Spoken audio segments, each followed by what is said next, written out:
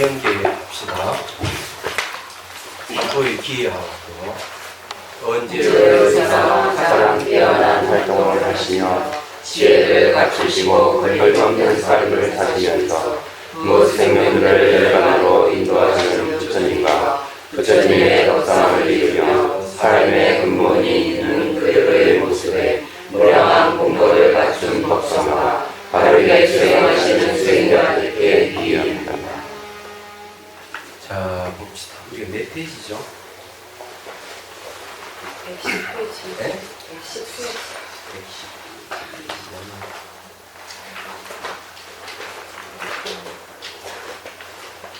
110페이지. 110페이지 정덕한 발심 이제 정발심에 대한 공부해보죠. 발심은 이제 보리심을 일으켰다. 발보리심. 줄이면 이제 발심이 되죠. 정덕한 발심은 초지인 정심지부터 보살 구경지인 제10지 이르러 정덕한 발심이다. 이때 어떤 경계를 정덕하는 것이다. 진해를 체득하는 것이다. 전식에 의해서 경계가 펼쳐지나 진해를 정덕하는 수행자는 능소의 분별을 떠나기에 전식에 의해서 펼쳐지는 경계가 없다. 오직 진해의 지혜 활동이 있을 뿐이다. 이를 법신이라고 한다. 법신에 대한 정의를 내렸는데, 능소는 이제 주관과 객관을 얘기해요. 이 주객의 분별이 없다는 거죠. 진해를 정덕한. 이 전식이라고 하는 건 이제 마음이 이렇게 불을 젖자잖아요. 마음이 펼쳐지는 걸 얘기를 합니다. 그 마음이 움직임을 이제 이 전식이라고 이제 표현을 하는 거거든요. 보통 7전식 이러면 시각, 청각, 후각, 미각, 촉각, 의식, 말라식까지 다 통틀어 7전식이라고 또 얘기를 해요. 마음 움직임을 얘기합니다. 그런데 이제 진해를 체득해버리면 마음 움직임이 멈춰져 버리는 거죠. 주객이 능소의 분별을 떠났다는 말이죠. 그래서 나오는 내용입니다. 이게. 여기 이제 우리가 알아둬야 될 것은 초기 불교부터 해가지고 좀 이제 수행이 대성에 이르기까지 정점을 이루는 것이 이제 열반인데, 초기 불교에서는 열반을 이제 정점을 두고 열반에서 끝나요. 근데 대성은 열반에서 다시 시작한다 이래 보시면은 열반이 다시 시작하는 것이 대성이다. 그때도 얘기했지만은 이파사나 16단계를 이렇게 수행해 가면 마지막 열반이 이르게 되거든요. 그럼 열반이라 하는 마음이 일어나지 않는 상태예요. 재무상 일체계고 재보 무화를 거쳐서 초연해지는 지혜가 생기고, 그 다음에 이제 사성계에 대한 정견이 바로 서고, 그럼 이제 마음이 안 일어나거든요. 15번째 도, 16번째 과일, 이제 열반이죠. 열반이라고 하는 것은 그런 거예요. 마음이 일어나지 않는 상태예요. 근데 거기서 끝나요.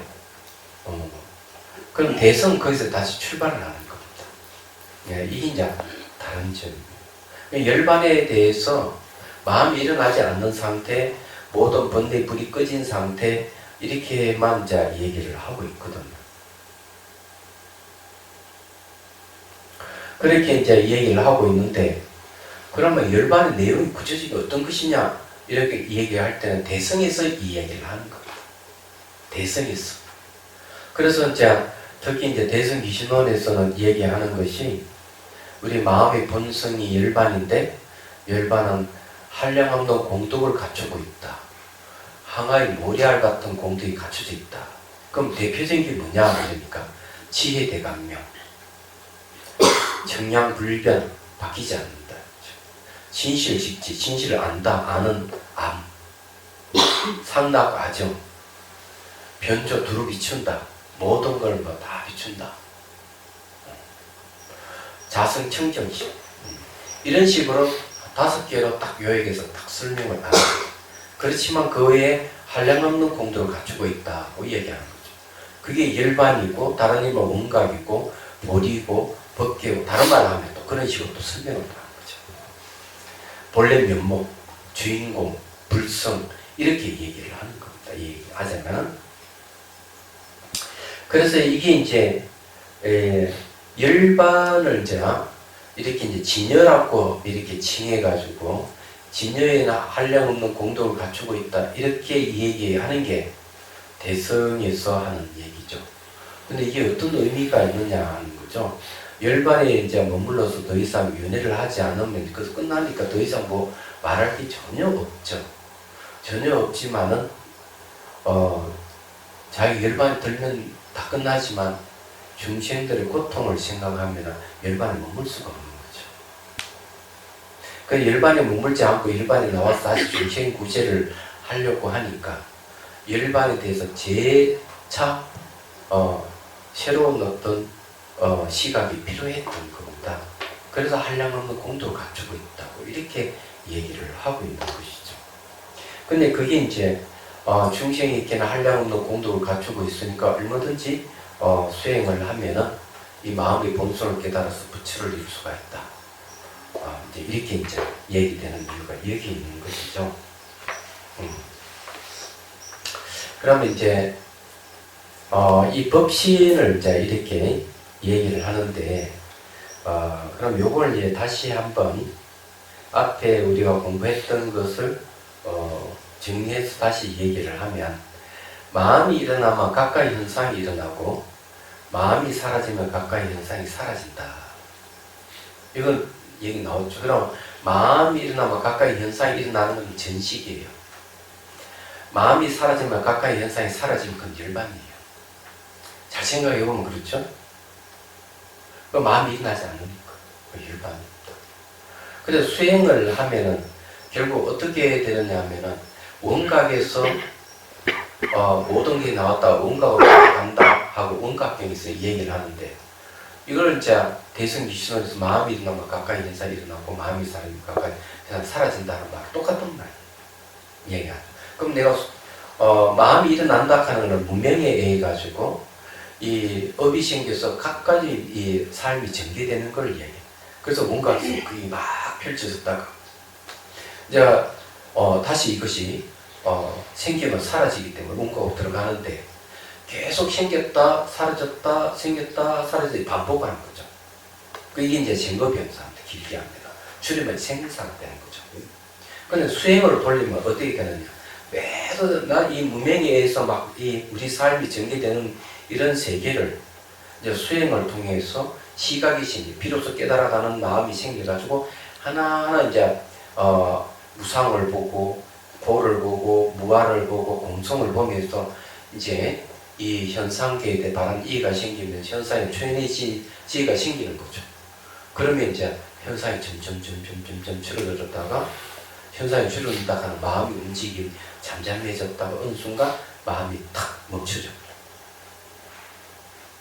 이 이제 일반이 그러면 이제 시각이 봉각하고 하나가 되고 이 구경각이 되겠습니다. 얘기하자면. 그런데 구경각에 이르게 되면 그러면 그것이 끝나느냐? 왜냐 열반같이 아무도 마음이 일어나지 않고 끝나느냐? 이렇게 했을 때 이거는 이제 초지부터 십지까지 정발심이 되기 때문에 구경각은 그 불지 경기거든요. 금강산매경에서는 기가 막힌 이야기를 한마디 했습니다. 구경각이 됐어요. 마음이 일어나면은 마음이 사라지지 않는다. 마음이 한번 탁 일어나면은 사라지지 않는다. 그는 이제 능경에서도 얘기하면 똑같은 얘기죠. 능경에서는 뭘 얘기하고 있는가 하면은 부처와 중생이 평등하다면 언제 부처님도 언제 중생이 되지 않습니까? 이렇게 불나 존자가 부처님께 질문했을 때 부처님은 이렇게 나무를 태워서 제가 되면 제가 다시 나무로 돌아가지 않는다. 이렇게 마음이 한번 일어나면 사라지지 않는다.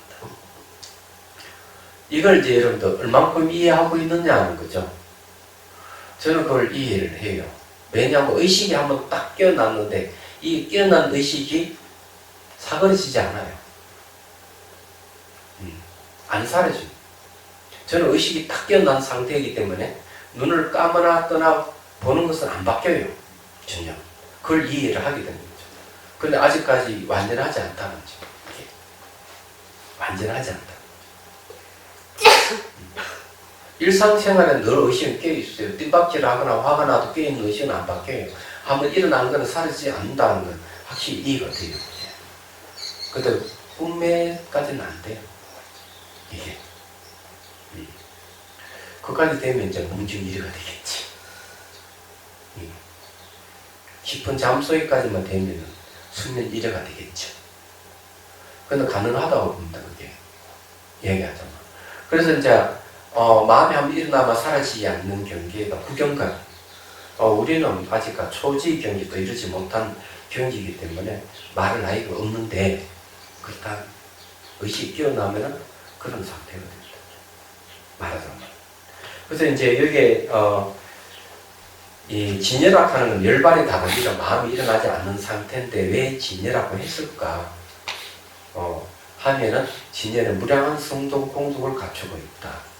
이 지혜대강명, 청량불변, 진실식지, 상락아정, 변조, 자성청정심 이런 식으로 얘기를 하고 있다. 이걸 이제 좀 기억을 하셔야 됩니다. 말하자면은 그러면은 능소의 분별을 떠나버렸으면은 이런 경계는 어떤 경계냐 또 이렇게 얘기하면은 달라이 라마 스님은 이렇게 얘기해요. 물에 물을 타면은 경계가 없는 것 같이 그와 같다. 물에 물을 탄 것과 같다. 물에 물을 타면은 경계가 없잖아요. 우리는 선정은 조간객관이 하나 된 상태를 선정이라 하는데 깨달음은 주객 자체가 없어요. 이 다른 점입니다. 주객이 하나 된 상태가 이르게 되면 이제 선정으로 들어가거든요. 주객이 하나가 된 상태예요. 그런데 깨달음은 주객이 없는 상태예요. 분명히 차이가 있는 거죠. 이제 그렇게 이제 보셔야 됩니다. 그래서 이게 이제 전식에 의해서 펼쳐지는 경계가 없다 하는 마음의 움직임이 없다 이런 말이에요. 그래서 그 전에 제가 전번에 이제 한 달 전에 그 얘기했죠. 다방가와 선정과 열반을 어떻게 구분하는가에 대한 얘기를 제가 했지 않습니까? 얘기를 했는데, 열반은 마음이 일어나지 않는 상태를 이제 어느 스님이 이제 스님들 시봉하다가 수행을 하지 못했는데 스승사자가 와가지고 스님 이제 죽을 때 됐으면 이제 오늘 가는 날입니다. 갑시다 하니까 제가 수행을 하지 못했으니까 3일 수행하다 가겠습니다. 3일 후에 오십시오. 그 저승사자 3일 후에 왔는데 스님을 잡아가지 못했다. 3일 동안 열심히 수행해서 마음 움직임이 멈춰져 버린 거죠. 그럼 마음이 움직임이 멈춰져 버렸기 때문에 못 잡아갔는데 그럼 스님이 여전히 활동을 하고 있다. 그 희한한 몸이 움직이고 이러면 의도가 마음 움직임이 있기 때문에 몸의 움직임이 있을 건데 또 불구하고 어떻게 움직임이 가능하냐 하는 문제가 있는 거예요. 여기서 얘기하는 거는 전 시계에서 펼쳐지는 경계가 없다. 마음이 움직이지만은 움직임이 없고 움직임이 없으면서 움직임이 있다. 이렇게 하는 게 순간 체킹에서 얘기하는 마음의 움직임이 없는 것은 불변이에요. 동시에 마음의 움직임이 있는 건 수행 인연을 따르는 거죠. 인연을 따르지만은 희한하게도 불변인 마음과 인연을 따른 마음 똑같은 무자성 공이라는 거죠. 그건 바뀌지 않는 거죠. 근데 무자성 공의 입장에서 움직이고 있으니까 결국 그 스승사자는 잡아갈 수 없는 거죠. 얘기하죠. 불변인 상태만 가면 움직임이 없어야 될 건데. 그래서 여기에서 얘기하는 게 전시에 의해서 펼쳐지는 경계가 없다. 마음 움직임이 없다. 그러면 완전히 전체 의식이 되어 있는 거죠. 그럼 오직 진여의 지혜 활동이 있을 거예요. 지혜의 활동. 그래서 이 지혜의 활동이 뭐냐면은 인연을 따르는 것이죠. 인연을 따르면서 불변을 불변에서 벗어나는 게 아니기 때문에 무자성 공으로서의 지혜 활동이 있을 뿐이에요. 이게 법신이죠. 지혜의 활동은 그게 없는 겁니다. 집착이라든지 이런 전혀 없죠. 마음은 늘 움직이는데 그 안에는 조마치 번뇌가 없는 겁니다. 얘기하죠. 그런 이제 이런 얘기를 하고 있다는 점을 보시면 좋겠습니다. 자, 초지 이상의 법신보살은 한 생각을 시방세계 모든 것에 이르러 모든 부처님을 공양하고 법을 설해줄 것을 정하는데 오직 중생들을 깨달음으로 인도하며 이롭게 하고자 하는 것일 뿐 문자에 의지하지 않는 것이 아니다. 자, 문자에 의지하는 것이 아니다. 혹은 오랜 세월 수행을 하는 것을 두려워하는 중생을 위해서 수행 단계를 건너뛰어 속히 정각을 이루는 것을 보이기도 하고 게으른 중생을 위해서 수술무량한 아성직업 동안 수행할 불도를 이루게 됐다고 이야기하기도 한다. 이와 같은 각가지 방편과 불가사의한 일을 인연 따라 보일 수 있다. 이렇게 인연 따라 보이는 걸 수연이라고 하는 거죠. 이게 이제 지혜의 활동입니다. 얘기하잖아요. 이 중생들 깨달음을 인도하기 위해서는 막 온갖 일을 다 하는 거죠. 자, 여기 이제 문자에 의해 의지하는 것이 아니다는 것에 대한 얘기를 좀 하죠. 흔히 이제 우리가 어떤 착각을 많이 하느냐 하면은, 법문을 많이 듣고 공부를 많이 했으니까 아마 수행 기회가 경계상도 높아져 있을 것이다. 이렇게 생각하는 스님들도 있더라고요. 그건 문자에 의지한 거거든요. 문자에 의지한 건데, 이런 것은 보통 이제 내과학에서는 서술기억이라고 해요. 서술기억.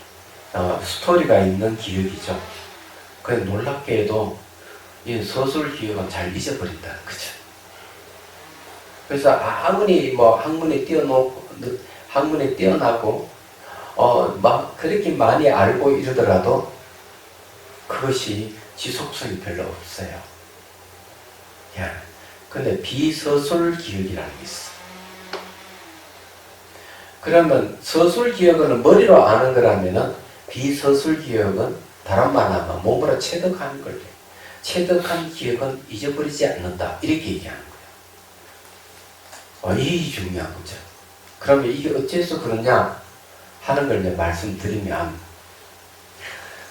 저희 경기에 보면 이 스님이 이제 수행을 열심히 하다가 오랜만에 그냥 속가 친구가 보고 싶어서 제 속에 나가다 친구가 올리다가 그만 속퇴를 했어.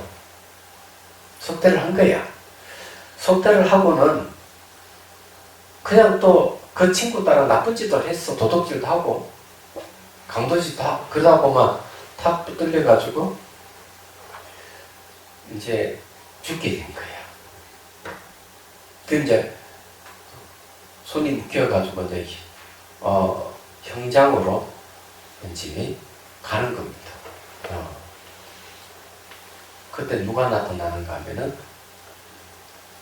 그 청년의 스승인 마가섭이 나타났어. 자기 제자한테 이렇게, 너 수행할 때 수행하는 방법 다 기억하고 있지? 예, 기억하고 있습니다. 그러면 지금부터 아직 시간이 남아 있으니까 너 죽기 전이라도 수행을 해라. 그래서 이제 걸어가면서 수행을 하는 거지. 발바닥 감각 알아차리면서 걸어갔든지 뭘 했겠지. 수행 규제를 받아서 그때 수행했던 걸 그대로 걸어가면서 수행을 하는 거죠. 수행하면서 얼굴이 그렇게 두려움에 떨고 있는 얼굴이 점차 아주 평온해지. 얼굴은 말이요, 그 사람 심리를 반영하는 거예요. 얘기하죠. 그걸 잘 알아야 돼. 그래서 이제 그러고요. 그러면서 어느 어떤 얼굴에 아주 평화롭게 두려움은 다 사라지고, 형장이 도달했을 때 집행관이 이 청년을 죽이려고 했지만 그 얼굴로 가차마 죽일 수가 없어. 너무 거룩한 얼굴이 된 거야. 근데 왕에게 보고를 했어요. 왕이 그러면 그 조사를 하라. 조사를 하면 전직 스님이라는 게 바뀌어지고 마가섭 제자인 줄 알게 되고 바로 왕이 방면을 해준 이야기가 초기경제에 나옵니다. 자, 이 이야기는 그냥 간단한 이야기인데 많이 그냥 학습을 했던 분이 잊어버렸을 건데 수행했던 수행의 경계에 대해서 잊어버리지 않게 돼요. 그래서 수행을 하다가 10년 후에 수행하더라 옛날 10년 전에 체험했던 경계가 다시 나타나는 거예요. 제가 미얀마에서 해줬을 때 다시 돌아와가지고 10년 동안 강주 수행을 맡고 다시 인도 달람살라에 갔는데 물론 수행 끊임없이 했지만 딱 20일 지나니까 미얀마에서 수행 체험했던 똑같은 경계가 나타났어요. 물론 그때 그 경계라고 하는 것은 미얀마 스님들이 체크해주지 못했던 경계예요. 그래서 내가 청년 스님한테 얘기했더니만 그것이 무엇이라고 얘기를 해주는 거예요. 그 얘기를 하지 말아 했어요. 사실은 내가 권유를 치렀죠. 거기에 이 청년 스님한테 달라붙은 마구니가 하나 있었어요. 그 어떻게 들쑤시 나왔는지 아주 그냥 나를 힘들게 했어. 나중에 청년 스님 나한테 사과를 했지만 수행 경계하고 관련되는 거예요. 그래서 제가 이야기해요. 10년이 지났는데도 그 경계가 다시 나타난다. 네. 그래서 이런 걸 뭐라 하는 몸이 기억하고 있다. 물론 내 신경세포에서 기억하는 것이지 내과학적인 입장이고 몸이 기억하는 건 아니지만 그렇지만 그냥 일반적인 얘기하지만 몸으로 체득된 기억은 잊어버리지 않는다. 이런 뜻입니다. 그래서 여기서 문자에 의지하는 것이 아니다 하는 것은 이런 이야기에서 하는 거예요. 그래서 제가 이제 이런 얘기를 하는 것은 간혹 말을 잘하고 머리가 좋은 사람들이 하는 거 보면 말만 해. 수행은 없어요. 수행 체험도 없고 말만 앞세우는 사람. 그런 사람은 알맹이가 없는 거지. 깊게 가르쳐 줄 수 있는 능력이 없어요. 얘기하자면. 그런 사람은 마스터를 안 쓰죠. 왜냐하면 체험이 없기 때문에. 아무리 말을 잘하고 진행을 잘하고 뭘 잘한다 하더라도 가슴에 감동을 줄 수 있는 힘이 없는 거죠. 서술 기억은 있지만 비서술 기억이 없다. 그죠? 얘기하자면. 그 체험이 없는 사람은 말로 하는 사람은 딱 보면 알아요. 말을 하고 행동하는 거 딱 알기 때문에 판단을 다 하죠. 그래서 여러분들 수행을 한다는 게 굉장히 중요한 거죠. 여기서 얘기하는 이제 그런 겁니다. 이 중생을 이롭게 하고자 하는 이 마음은 그냥 머리로만 내가 몸으로서 실천한다는 뜻이 난 들어가 있는 것이죠. 자, 그러나 실제에서 보면 보살 수행자의 품성을 갖는 자는 근기도 같고 발심도 같은 정덕한 법 또한 같다. 이것을 넘어서는 법은 없다. 왜냐하면 모든 보살 수행자는 누구나 3번의 아성직업 수행 기간을 지나기 때문이다. 다음은 중생세계에 갖지 않고 보고 듣는 바가 다르며 근기와 의지의 성향이 다르기 때문에 그에 따라 보살 수행자의 수행과 자비행의 차별이 있는 것처럼 보일 뿐이다. 아성직업을 지나야 깨달음을 얻는다. 이 논수에서 이 얘기를 했는데 여기에 대해서 반기를 드는 사람들이 있는 거예요. 무슨 아성직 너무 길다? 그래서 이제 인도나 티베트에서 등장한 게 이제 밀교가 등장하죠. 밀교는 한 생의 부처를 이룰 수가 있다. 그러면 중국에서는 어떻게 했을까? 상하성직 너무 길어. 1초 직임 열어지 한 번에 부처의 지에 들어간다. 이렇게 얘기하는. 그럼 실제 그런 사례가 있느냐? 있다 하는 거죠. 어째서? 수행 방편 때문에. 중요한 건 이 수행 방편을 어떻게 서는에 따라서 수행 기간이 길어지기도 하고 줄어들기도 하는 거죠.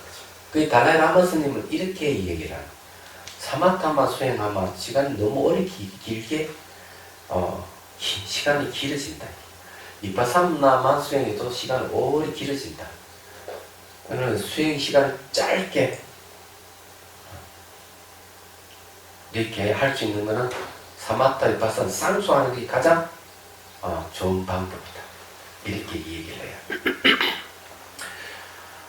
지간 상수하는 빠르긴 빠른데 밀교는 더 대단한 방법을 강구를 했어요.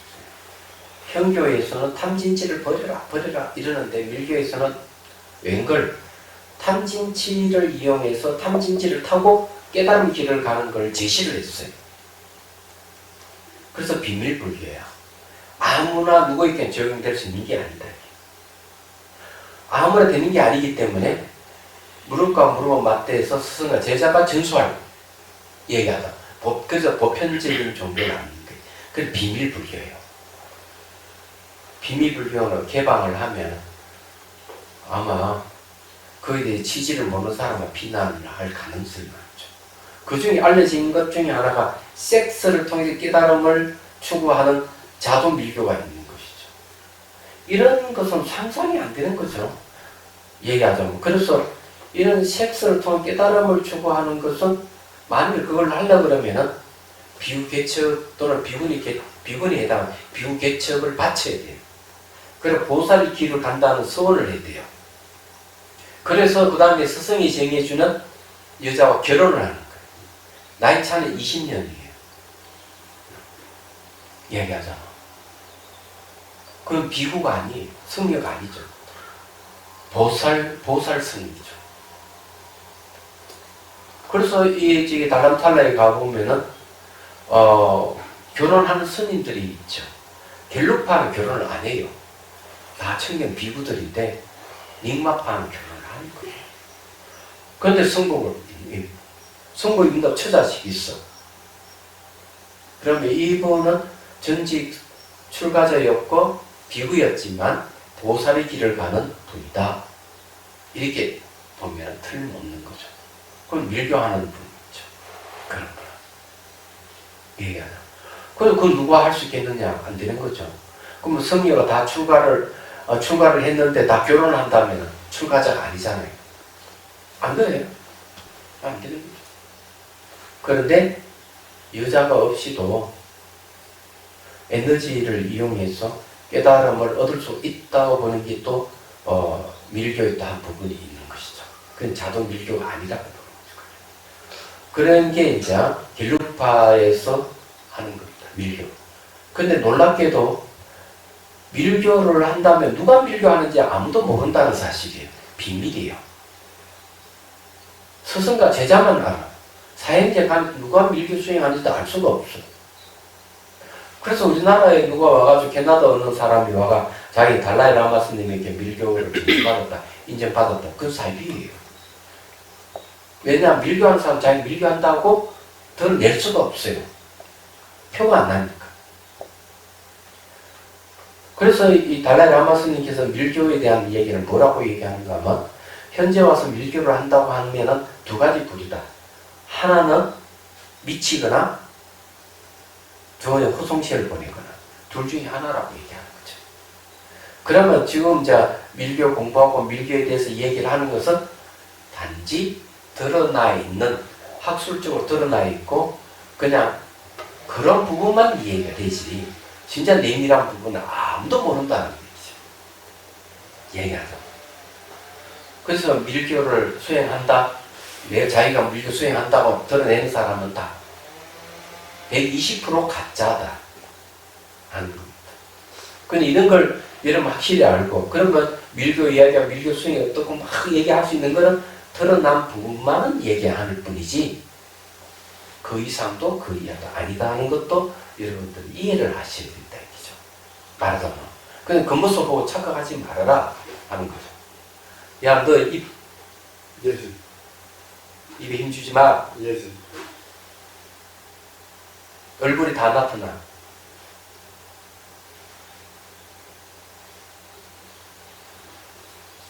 너는 입으로 다 말을 다 하고 있어. 그래서 사기꾼들이 하는 짓이에요.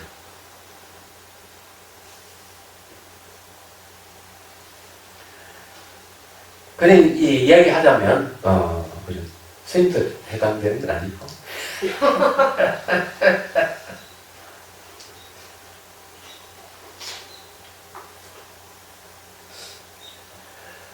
그 다음에 이제, 그러면 그런 사례가 있느냐 하면은, 밀라레빠가 바로 그 사례다. 흑마술을 사용해가지고 자기 친척들을 수십 명을 죽였다. 수십 명을 죽였는데 결국 깨달음을 얻어서 한생의 부처를 이뤘다고 칭송을 받게 되는 거죠. 얘기하자면. 그러면 그 어떻게 상아성직업을 지나기도 어려운 더 지나야 됩니다. 많은 사람 지금 악업을 지금 어떻게 부처를 이룰 수가 있느냐 하는 문제가 있는 것입니다. 이거는 그전에 제가 얘기했습니다. 수행을 하면 깨달음을 얻게 되면 법을 알게 되면 죄업이 다 소멸해 버린다. 그런 밀교락한 특수한 방편을 통해서 완전한 깨달음을 얻었다고 칭송받는 것이죠. 그 다음에 1초직임 열애지는 바로 조사선에서 나온 겁니다. 한 번에 열애지에 들어갔다. 이것도 방편이죠. 어떤 방편이냐? 화두창구락하는 턱추는 방법을 통해서 들어가는 방법이다. 이것도 역시 이제 인도나 티베트 사람들의 상아성직업을 거쳐야만 부처를 이룬다는 대안에 대해서 밀교가 나왔듯이 선정에서도 마찬가지로 상아성직이 너무 깊다. 한 번에 부처를 이룬 방법이 없을까 해서 나온 것이 바로 조사선, 가나선이에요. 굉장한 방편인데도 불구하고 이것이 왜 힘을 펴지 못할까 하는 것은 가나선에서 어필을 제대로 못하고 있기 때문에 그렇다. 제가 보기엔 어필을 못한다. 어필 못한다 하는 건 옛날 명성시대 언어를 그냥 쓰고 있다거나 또 이 수행이 길잡이가 제대로 안 돼 있거나 또 코칭 시스템이 없거나 이런 게 없기 때문에 안 되는 거예요. 이걸 새로 바꿔야 돼요. 용어를 바꾸면은 가능하다. 그렇게 이제 생각을 하고 있습니다. 근데 여기에서는 이제 대승신론에서 이야기하는 거는 그냥 이제 옛날 그대로 고전적인 수행 방법을 제시를 하고 있죠. 자, 112페이지. 정덕한 발심의 세 가지 모습. 초지 이상의 보살 수행자 정덕한 발심의 모습에도 세 가지 미시한 모습의 마음이 있다. 초지는 소승 사양 사가의 비로 보면은 초지는 수다원 도에 해당합니다. 이지가 수다원 가에 속하고요. 그래서 8지까지 보면 수다원도 수다원가, 사다함도 사다함가, 아남도 아남가, 아라함도 아라함가 딱 맞아요. 8지까지. 첫째는 진심이다. 분별이 없기 때문이다. 진심이 참답답한 진이라 하는 것은 대상이 없다는 거고 마음의 움직임이 없다. 조작이 없다 이런 뜻이에요. 진이라 하는 거는 허망하지 않다는 건 그런 거. 변하는 건 허망한데 텅 비어서 변함이 없어요. 변함이 없는 그 자는 주객이 없어요. 또 주객이 없기 때문에 마음 움직임이 없어요. 조작이 없는 거죠. 그래서 진심이라고 얘기하는 겁니다. 진심은 진여심이란 말 같은 말.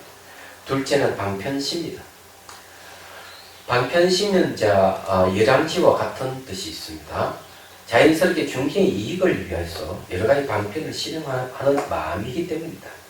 셋째는 업식심이다. 의식이 분명한 생물과는 다르지만 의식이 종자들과 보살의 원력으로 생사를 계속하는 변력생사의 미시한 생밀이 있기 때문이다. 업식심이 왜 필요할까?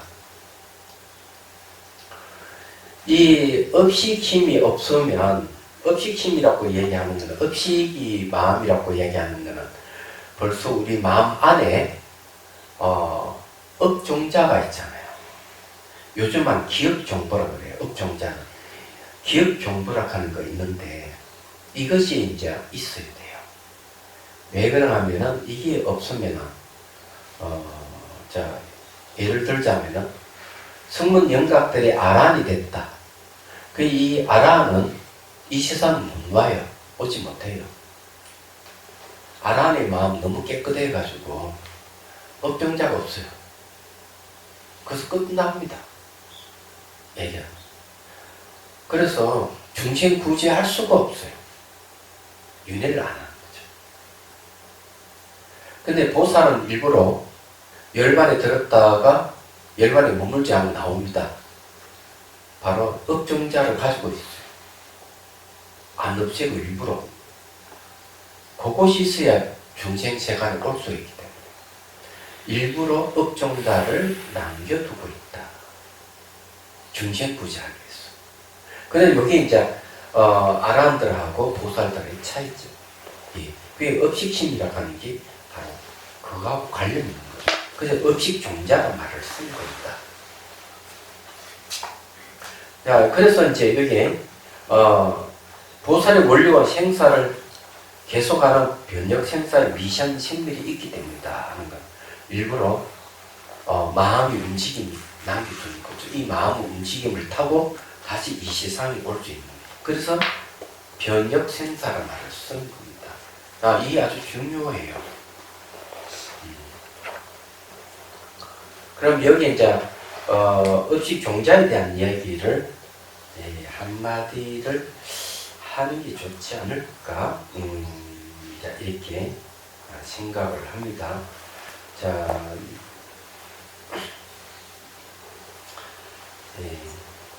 업식 종자에 대한 이야기를 좀 해보죠.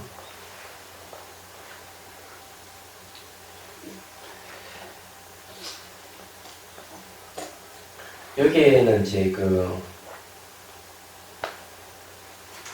원문에는 어떻게 이제 얘기를 하고 있느냐 하면 원문을 좀 보겠습니다.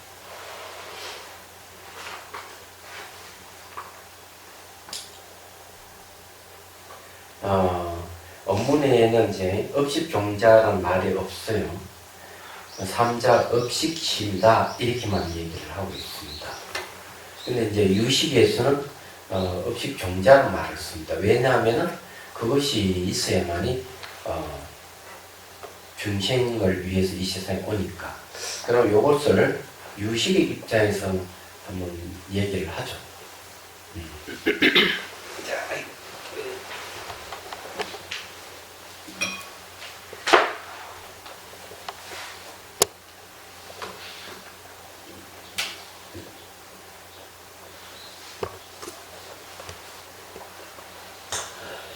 중요한, 유명한 게 이제 유식 삼성이죠. 의타기성에 대한 이야기 좀 해보죠.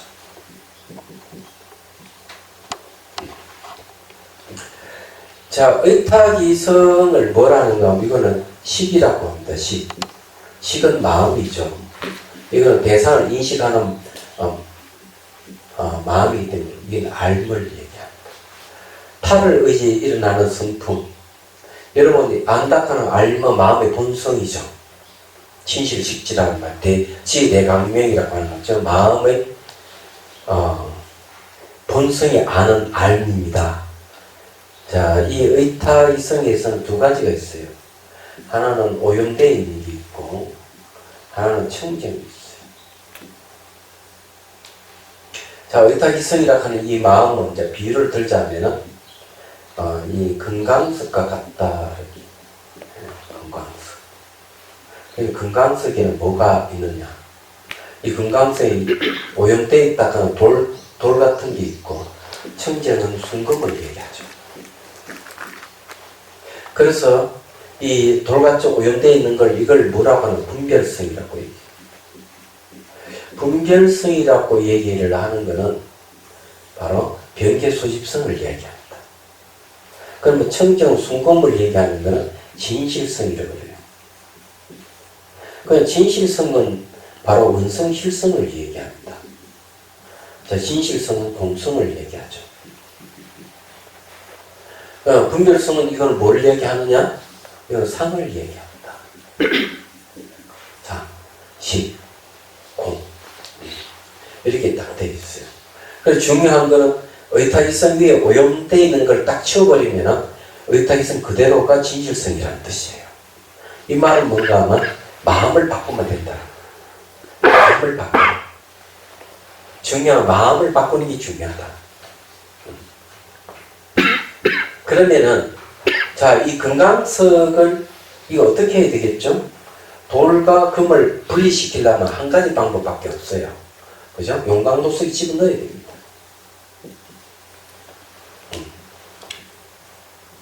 그럼 용광로가 뭡니까? 수행입니다. 수행을 해가지고 돌은 돌대로 금은 금대로 분리시키는 거죠. 수행은 바로 그런 뜻을 우리가 수행하는 이유가 그거예요. 분리시키고 오염 청정.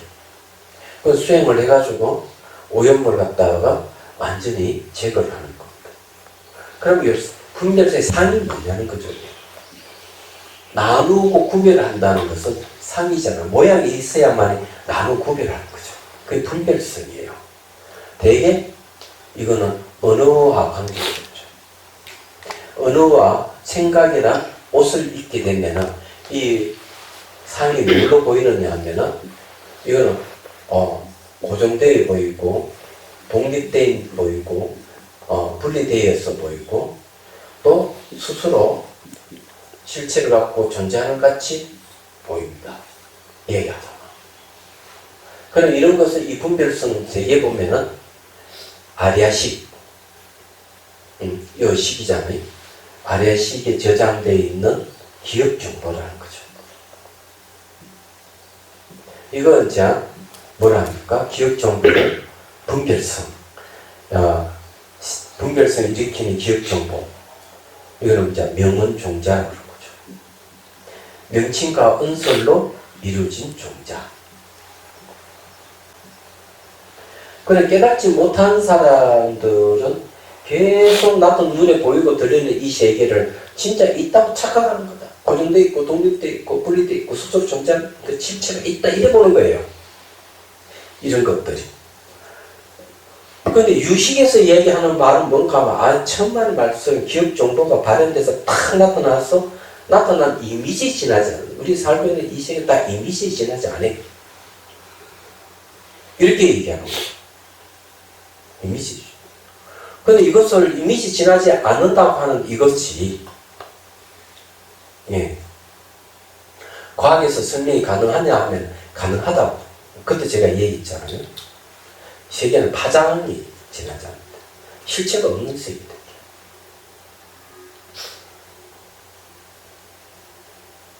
그래서 이 파장이 눈으로 들어오면 모양, 색깔로, 코로 오면 냄새를 맡게 돼. 귀로 오면 소리를. 파장이 들어오면 전부 다 이 분자의 진동성을 다 감지해서 소리, 냄새, 모양, 색깔을 인식하는 거죠. 그냥 물리학자들 얘기하는 이 세계는 원래 모양도 없고 색깔도 없고 냄새도 없고 소리가 없는 세계다. 이거 제가 2차 설명을 했습니다. 그래서 이게 보이는 전부 다 이미지 진화잖아요. 수행을 하지 않고 머리로 이해하는 사람은 이거 다 기억 정보에 다 올라온 것들이야. 이거 다 착하지 말고 다 이게 실체가 없는 거야. 이렇게 얘기를 하지만 실제 수행을 통해 가지고 수행을 통해서 내가 이걸 체득을 했다 이러면 이 이미지에 올라온 거 다 아는 거죠. 예. 기억 정보에 나타난 이미지 지나지 않고 환경이 지나지 않는다고 확실히 아는 겁니다. 몸으로 아는 거죠. 머리로 아는 게 아니고. 그럼 수행자예요, 그 사람. 근데 어쨌든 머리를 알든 몸으로 알든 이런 사실을 알게 되면 그걸 지혜라고 하는 겁니다. 지혜. 그래서 이게 이제 고정이 돼 있고 독립돼 있고 분리돼 스스로 존재하는 것 같이 보입니다. 사물들이. 여기 모양이 사물이잖아요. 전부 다 그렇게 보이는 거죠. 근데 이런 사실을 알면은 이 마음에 저장된 정보가 튀어나와가지고 이런 식으로 나타났구나. 이게 집착할 게 아무것도 없어. 소유할 것이 아무것도 없어. 딱 이렇게 알면은 좋다 이거죠. 그럼 이해가 되시죠? 무슨 말인지. 그래서 그러면 보살은 열반에 머물러서 안 나와버리면 더 이상 마음 움직임이 없어요. 근데 내가 이 열반에 머물고 있으면 중생 구제를 못하지. 내가 중생 구제하려면 다시 세상에 나와야 되겠다. 그러면 기억 정보라도 하나 남겨두는 거죠. 일부러 업종자를 남겨두는 거지. 이게 전부 다 이 업종자에서 나타난 것이라 다 알고 있는 거예요. 탁 남겨두다가 열반 나가 중생 구제하다가 또 천계에 가 있다가 다시 또 중생 구제 또 오고 갔다 왔다 갔다 자유롭게 할 수 있는 거는 전부 다 이런 사실 다 안다는 얘기 말하자면. 그래서 이제 이 기억 정보를 남겨준다 하는 얘기입니다. 이게. 그 여기 이제 내용이 이제 그런 뜻이 들어가 있다. 발식공덕의 원만한 성취로 이제 가보죠. 또한 법신보살이 제10지이르로 공덕을 만족하게 이루면 색계천 가운데 최고의 하늘인 색구경체에서 모든 세간 가운데 최고로 큰 몸을 나타내 보인다. 그런데 원래 부처님도 색구경체에 가서 정각을 이루거든요. 왜 하필 여기 와서 십지보살 여기 와서 왜 이렇게 최고의 큰 몸을 자꾸 나타내 보이고 왜 이렇게 할까? 그죠? 이유는 다 한가 중생부자하기 위해서. 무색계에서 몸을 놔둬도 무색계에는 정신만 남아있는 세계에는 몸이 없기 때문에 아무리 크게 봐도 소용이 없는 거예요. 색구경체에서 몸을 탁 놔둬 크게 하면은 색계와 욕계의 중생들 다 알아보고 무색계의 중생들 다 알아보는 거지. 무슨 말인지 이해가 되죠? 그렇기 때문에 여기서 구경체에서 모든 세간 가운데 최고의 큰 몸을 나타내 보인다. 그래 중생들 잘 보일 거 아니에요. 그래 중생들이 알아볼 거 아니에요. 네, 그렇게 교화가 되는 거지.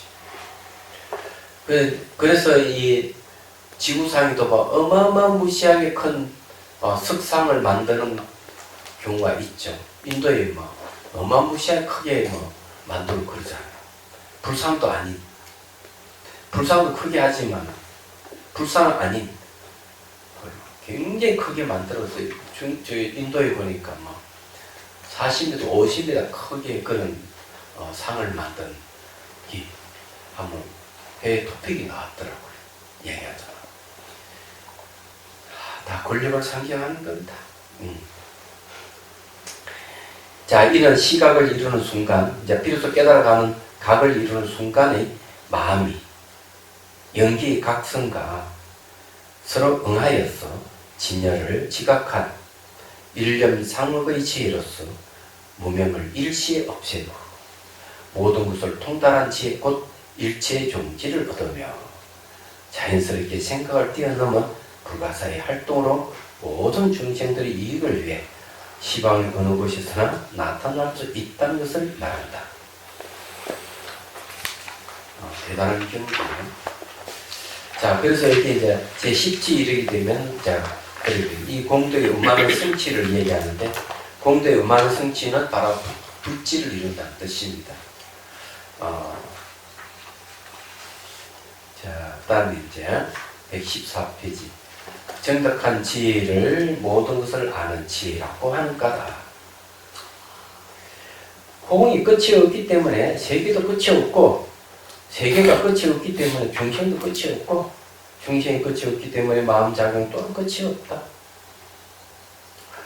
경계가 한계가 없더니 알기 어렵다. 만약 무명이 끊어진다면 마음의 표상 작용도 없어지거늘 한계가 없는 경계를 어찌 알 수 있기에 모든 것을 통달한 지혜라고 하는가. 참 궁금한 면이죠. 자, 무명이 끊어지면 마음 작용도 없어진다. 한계가 없다. 이게요. 한계가 없는 경계를 어떻게 안다, 알 수 있느냐. 마음이 뭐고 움직임이 있어야 안다고 할 수 있는데, 무명이 끊어지면 마음의 움직임이 없지 않느냐. 이런 이야기죠. 근데 이제 이 열반을 정의하는 것이 또 달라요. 대승에서 열반, 일체법 열반이에요. 귀로 들리는 모든 일체법인데 일체법이 자체가 일반이라는 거죠. 이 마음 자체 성품이라는 거죠. 이게 이제 대성에서 하는 이야기입니다.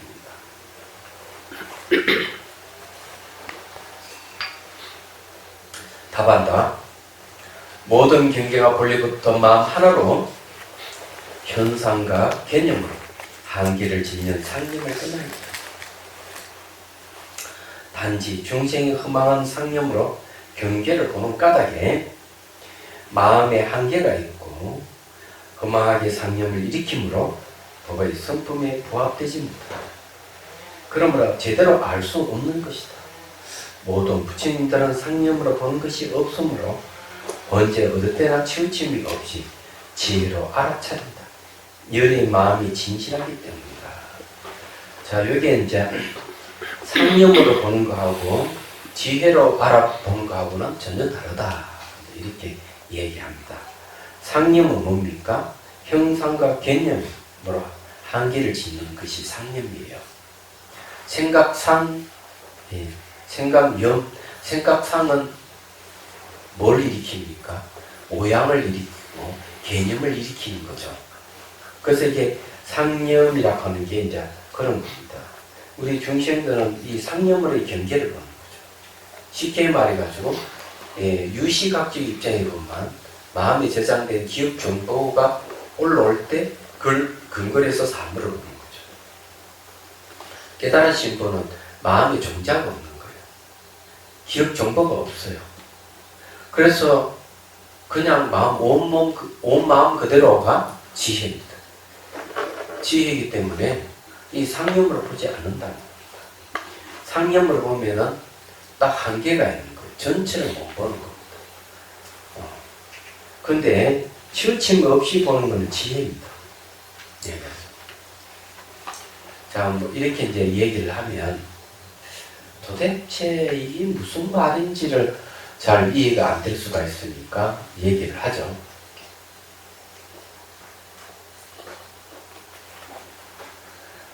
자, 이제 지혜에 대한 얘기부터 합시다. 지혜라고 하는 건 모든 존재의 공통된 것을 볼 때 그걸 지혜라고 합니다. 그걸 바뀌질 않아요. 모든 존재의 공통되는 현상을 볼 때. 그러면 그 중에 하나를 들자면 무상을 들 수 있죠.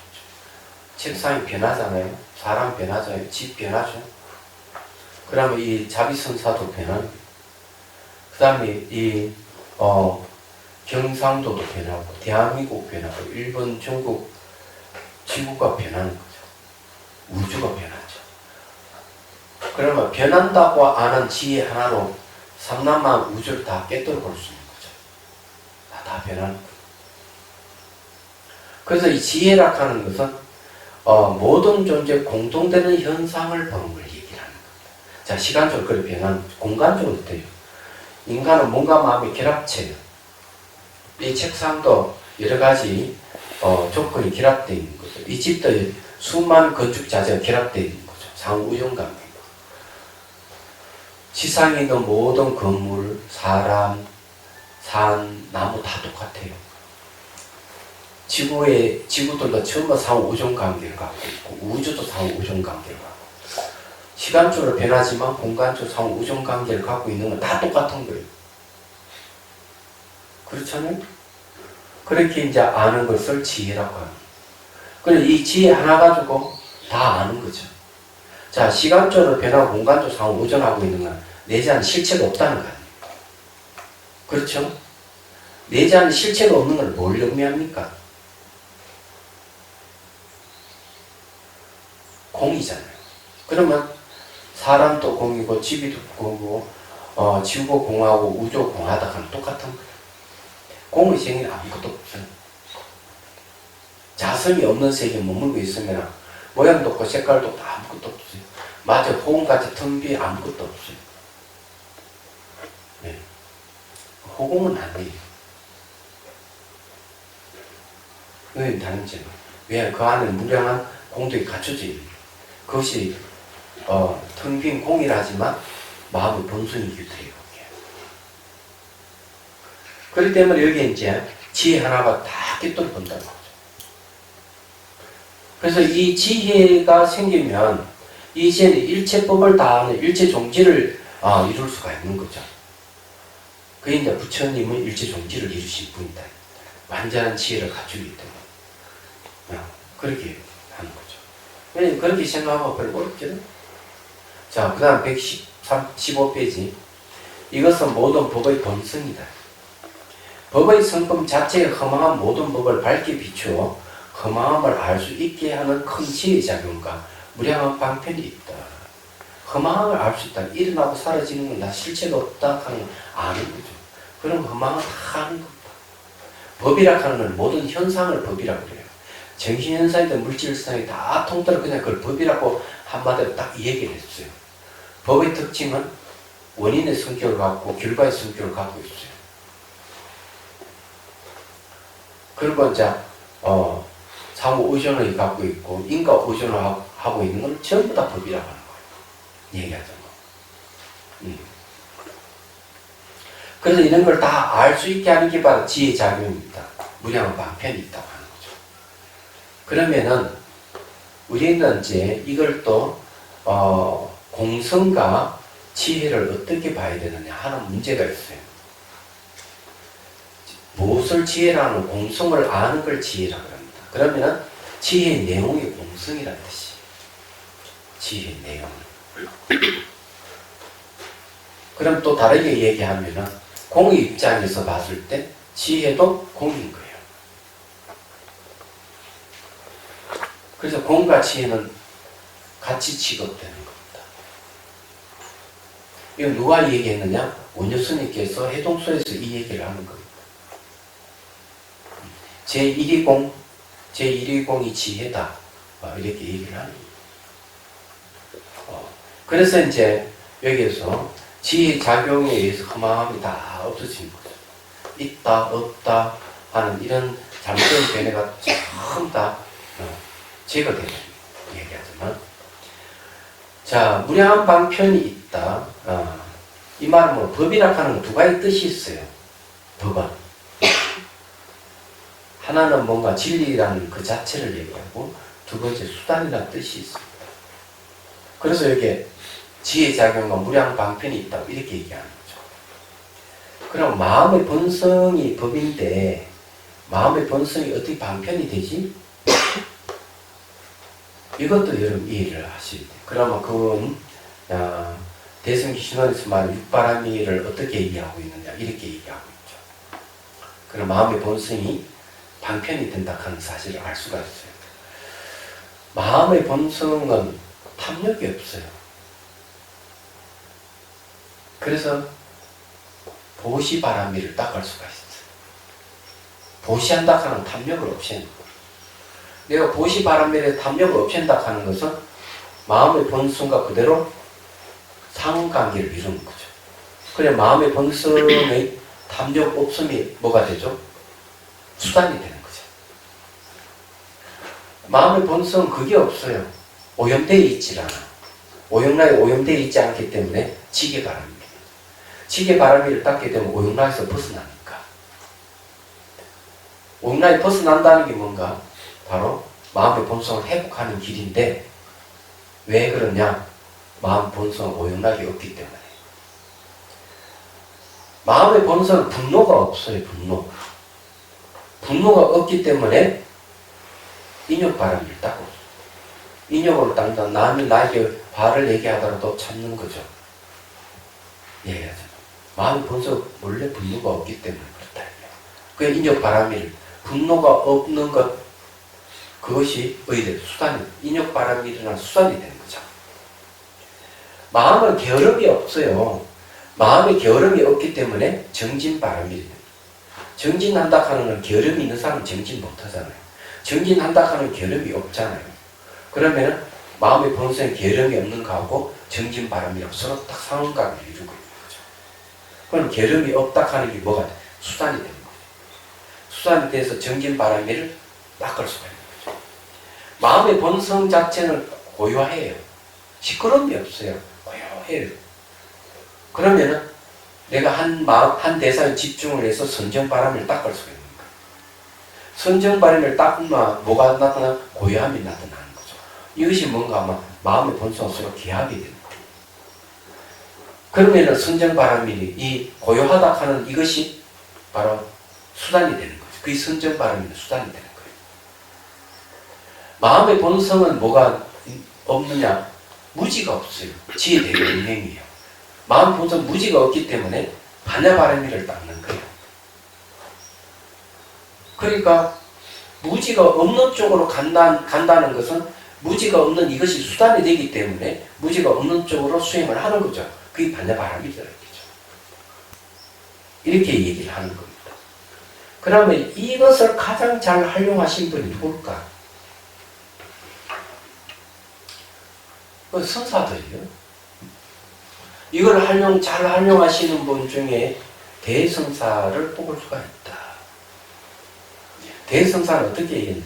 번뇌망상이 일어납니다. 그럼 그래? 걔는 불성이 있습니까? 없습니다. 없습니까? 없다. 하는 조주선이 없다 하는 것. 번뇌망상이 일어나면 없다는 그 무에 올려놔라. 그는 번뇌망상이 어떻게 되느냐? 화로 위에 떨어진 눈과 같이 될 것이다. 화두가 뭔지 아세요? 마음의 본성을 하도라고 했어요. 마음의 본성을 일심이라고, 마음의 본성을 진여라고 그러죠.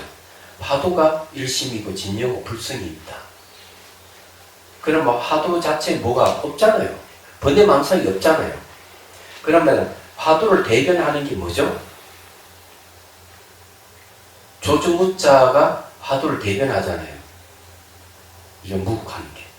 그건 무자를 갖다 대면 된다 이게야. 예를 들어서 생각해 보십시오. 누구 와서 저는 한 생각도 일어나지 않습니다.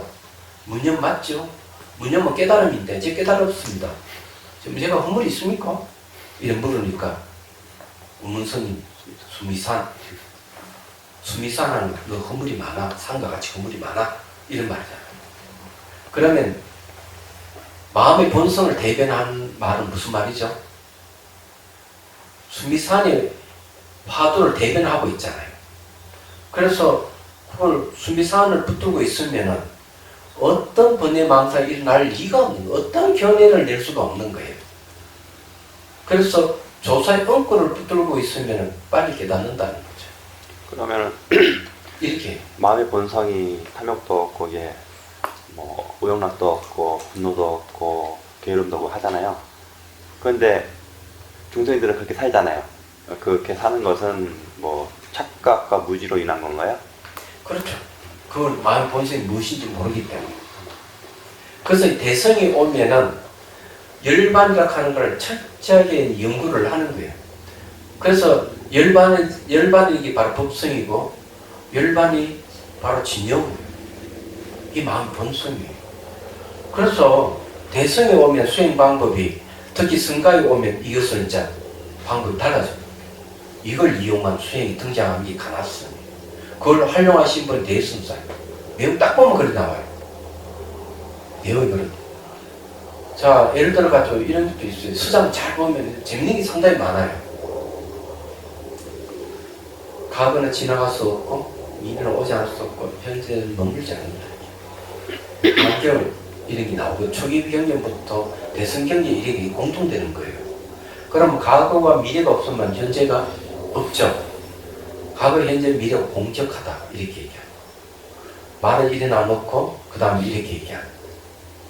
걔는 불성이 있습니까? 없습니까? 없다. 하는 이 없다는 무와 삼세가 공적하다는 말하고는 똑같은 것이다. 무는 공적함을 드러낸 거예요. 무하는 거. 무 안에는, 무라하는 말에는 어떤 건 달라붙을 수 없어요. 어떤 견해, 불성이 있다는 견해, 불성이 없다는 견해, 있기도 하고 없기도 하는 견해, 어떤 견해도 무자 앞에는 다 탈락, 없다 하는 말은 다 탈락하는 거예요. 그래서 무자만 붙들고 있으면 마음 본성으로 들어간다는 말이 그런 거예요. 그런데 이게 능동적으로 이용하는 거죠. 대성사는 화두를 이용해서 화두를 가지고 번뇌망상을 다 없애는 쪽으로 가는 거예요. 왜? 화두 자체 번뇌망상이 없으니까. 내용은 딱 그렇게 돼 있어요.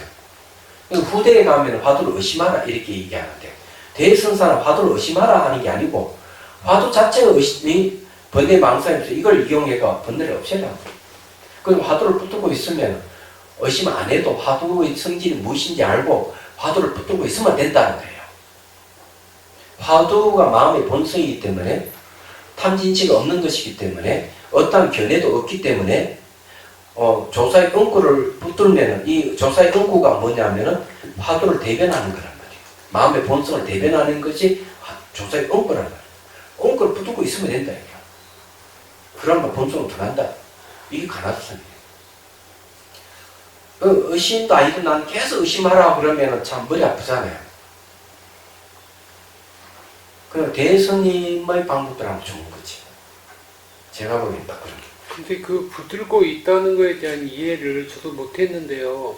그러니까 있을 때 그냥 계속 그 무하고 있는 분들이 있고 이거 왜 무라고 했을까라고 왜라고 붙이는 분들이 있었거든요. 이거 보통 왜 하는 걸 의심한다는 그러니까요. 뜻이고. 그럼 그냥 무하는 무하고 거는 만일에 그 내용이 예. 이 무의 이 의미가 모든 견해를 부정하는 이 조사의 응고를 다 부정하는 부정의 뜻이 있는 거예요. 그래서 무락하는 건 어떤 견해도 다 부정한다는 뜻이에요. 그러면 무자를 붙들고 있을 때 어떤 견해가 일어나기만 무자를 갖다 대면 다 없어지게 돼요. 무자만 갖다 대면 없어진다. 자, 예를 들어가지고 이런 거죠. 조사의 응고 성격은 보면 다 동일해요. 이런 걸 빨리 파악하는 게 중요해요. 이런 게 또 있죠. 한 물건도 없습니다. 무일물. 그러니까 무일물이면 깨달은 내용이잖아요. 오무수도 얻을 바가 없으면 깨닫는다. 이렇게 얘기하니까 조주 스님한테 와가지고 음자, 양자 스님이 그래. 저 한 물건도 가져온 게 없습니다. 어때요? 저 깨달은 거 맞지요? 네. 그거 내려놓아라. 방아차. 내려놓아라. 아니 한 물건도 없는데 뭘 내려놓을 게 뭐가 있습니까? 그러면 집어지고 가라. 이랬단 말이에요. 그러니까 한 물건도 가져오지 않았다는 그런 생각도 놓아버리라. 이런 말이잖아요. 그죠? 그러면 방아착이라 하는 응구를 붙들고 있으면 방아착의 뜻이 뭐냐? 모든 걸 내려놓아라는 뜻이기 때문에 그걸 붙들고 있으면 어떤 생각이나 어떤 견해도 다 척결해버리는 거죠. 이거 붙들고 있으면. 그래서 이 이제 보조국사께서 하신 이야기가 참이는 어렵지만 참구는 쉽다.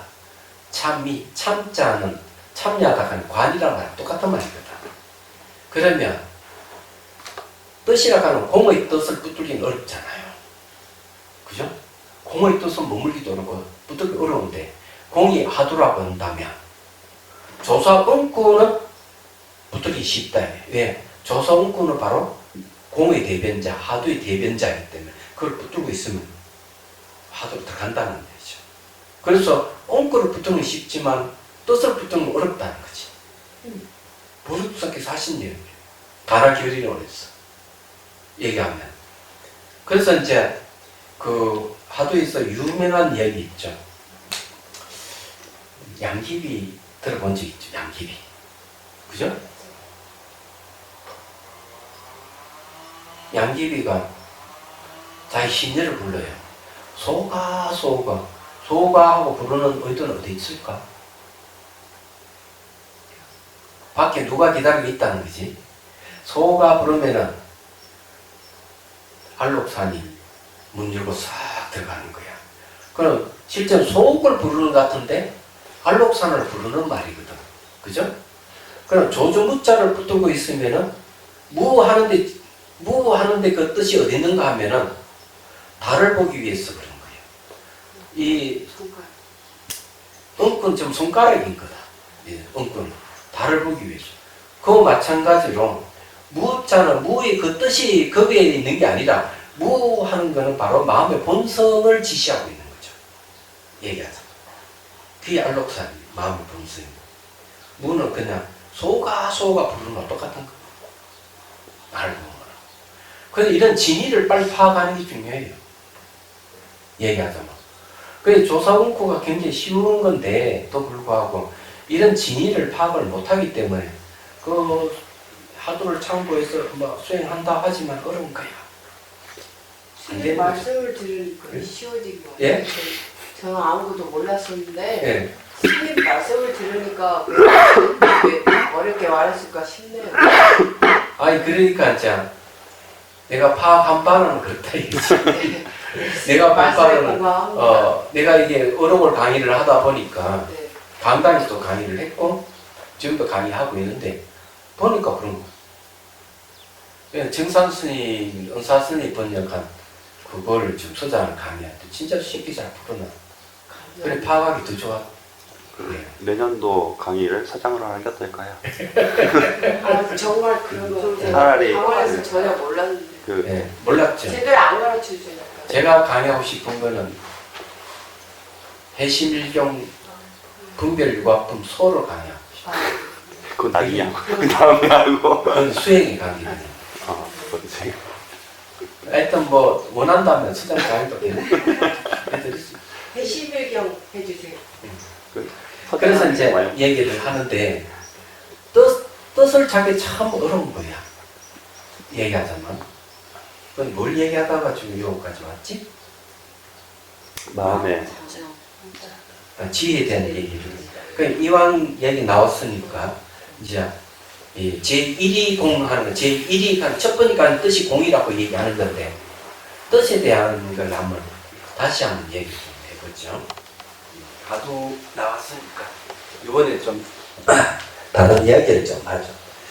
요거를 바꾸려면은 어디로 어떻게 해야 된다 했지? 요거요? 안 바뀌는데. 잠깐. 요 장면 지워버리면 되죠. 아니 안 지워도 돼? 지워도 돼? 지우는 게 아니라 저장해둬야 된다. 아, 그래요?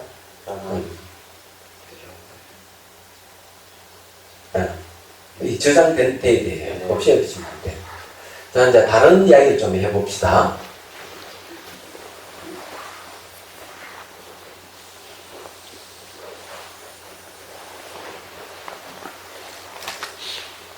여러분, 이치라는 뜻이 이치인데, 이치를 이해한다는 게 참 중요해요. 대성이 와서 특히. 자, 오늘 재미있는 실험을 해보겠습니다.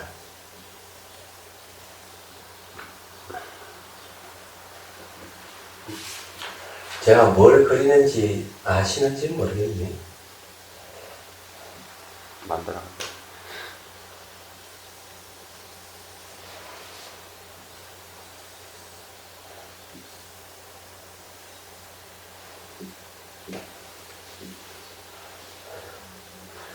문입니다, 문.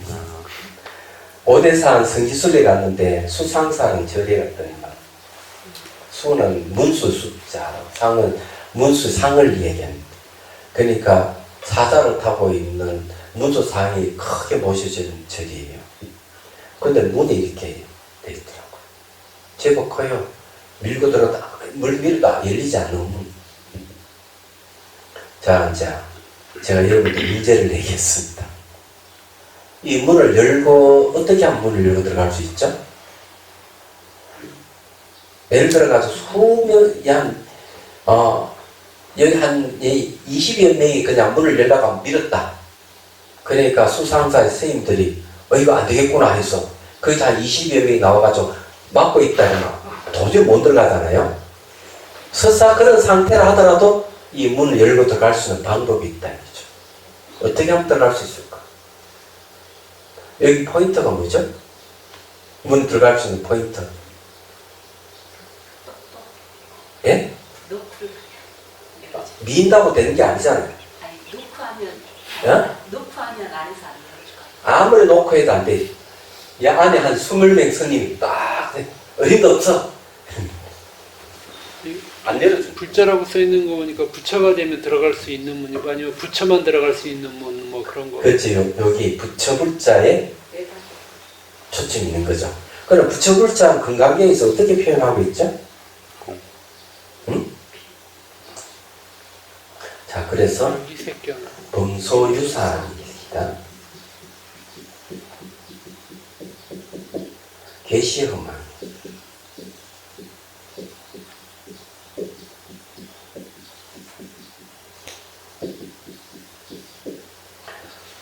그래서 딱 이 문은 상이잖아, 상.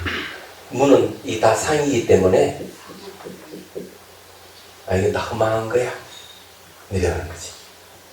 근데 이 부처불자를 딱 보면서 건강 개성이 팍 이제 떠올라야 되는 거야. 그 다음에 이제 부처불자를 어떻게 표현하죠? 이렇게 표현합니다. 약견재상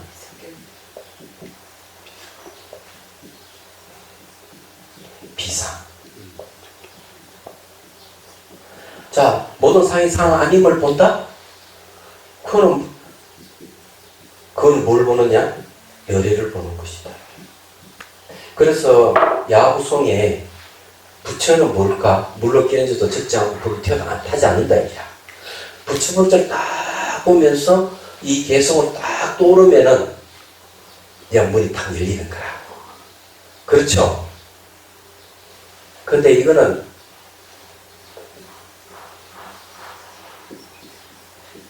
이 이치를 이치이잖아요. 예? 이치를 뭘로? 이해한 거죠. 이해 수준이죠. 그래야 안 그래요? 그러면 이해했다고 해가지고 이해만 됐지 진짜 들어간 거 아니잖아요. 그러면은 수행을 해잖아요. 수행. 수행은 뭘 얘기하는? 이치이를 체득하는 걸 얘기한다. 그럼 이걸 체득 어떻게 해득할까? 이렇게 과거는 지나갔었고 미래는 오지 않았고 현재도 머물지 않는다. 현재 내가 앉아서 이걸 보고 있는데 나의 모든 과거는 지나가서 돌아오는 게 아니다. 기억으로만 존재하다. 기억은 존재다. 미래의 일도 사실은 오지 않을 수 없다. 미래 생각하는 추상도 현재일 뿐이다. 현재 앉아있는 게 나의 전부다. 딱 이렇게. 그리고 이제 이 상이 됐어. 내 몸도 상이다. 이죠. 안 그래요? 일어나는 생각도 상이다. 그래 어떻게 해야 돼? 일어나는 것은 반드시 사라지는데 돌아오지 않는다. 몸이든 생각이든 망념이든. 그래서 앉아서 쫙 보면 생각이 일어나면 계속 이걸 하는 거야. 지나가면 안 돌아와. 미래 오지 않소. 현재도 머물지 않아. 딱 알면 어디에 머물러야 되죠? 예. 이렇게. 일어나도 일어난 흔적 없고 사라져도 사라진 흔적 없다. 예. 이 자치죠. 자치가 없다. 그럼 자치 없는 데야 머무는 거죠. 또 생각이 탁 흐트러지면 어떻게 해야 돼? 부처불자를 탁 보면 다시 이걸 떠올리니까. 예. 떠올리면서 다시 이렇게 탁. 이게 무슨 명상인 줄 알아요? 사진명. 사진 명상. 너무 멋집니다. 요건 이제 저기가 되고, 이치이를 이제 뜻을 아는, 이치이가 뜻이잖아요. 저 아무리도 문을 열 수 있는 방법이 없어요. 형상으로는 안 돼.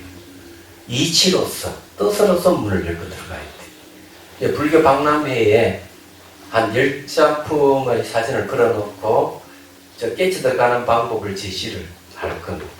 처음으로 이제 세계 최초로 사진을 통해서 깨쳐 들어가는 방법을 제시한 사진 명상이에요. 사진 선 명상이에요. 아니 전 세계 사람들이 전문가든 비전문가든 사진 안 찍는 사람도 없잖아. 사진 찍는 사람도 교화해야 될 거 아니에요. 이 방편이지. 처음으로 제가 한번 제시를 하는 거예요. 재밌죠? 그래서 이제 저 방법을 좀 열심히 다듬어서 이제 내면은 될 것 같아요. 사진이 선이 되겠네요. 예? 사진 자체가 선이 되겠네요. 그럼요. 저런 것만 있는 게 아니고 이런 것도 있어요. 거기 갔을 때 나닥에 갔을 때 나로빠 스님이 그 주석했던 큰 사찰이 있어요. 이름은 잘 모르겠는데 그 사찰 있는 거 반드시 마을 주민들이 살아요. 그래서 그 골목 쏙 지나가는데 진짜 어머니가 아이를 안고 있는 거예요. 어머니를 아이를 딱 이 안고 있는 모습 탁 사진 찍으니까 아이가 싹 돌아보는 게 찍히는 거예요. 근데 어머니도 같이 돌아봐야 돼. 어머니는 안 돌아보고 아이만 다 보고 아이에 대한 사랑이 이런 거구나 하는 게 나오는 거죠. 그걸 대상으로 사랑자, 사랑애가 아니고 사랑자의 힘을 기르는 명상법도 제시되어 있습니다. 그냥 작품은 8개 만들어놨는데 2개 더 만들면 되거든요. 또 하나는 비유를 통해 가지고 들어가는 방법이 있어요.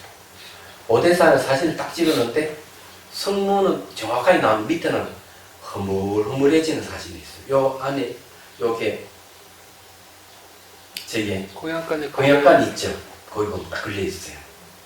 그럼 그걸 보고 이 상이 상 아닌 세계로 들어가는 길을 또 제시해놨어요. 또 하나는 수미산에서 찍은 사진인데 수미산에 물이 비친 사진. 그럼 물을 주제로 해가지고 물은 마음을 비유한 것이기 때문에 그 역시 그걸 통해 마음 본성으로 들어가는 길을 또 제시해놨어요. 예. 근데 이게 다 어렵기 때문에 쉬운 걸 이번에 좀 쉬운 걸 제시를 해야 되겠다. 그래서 지금 이제 의식 공간을 넓히는 거 하나 하고 하나는 마음을 쉬는 것 하나 이 2가지를 사진을 통해서 할 수 있는 방법이 없을까? 그래서 지금 요거 2가지 고심을 하고 요건 더 어려워요 사실은.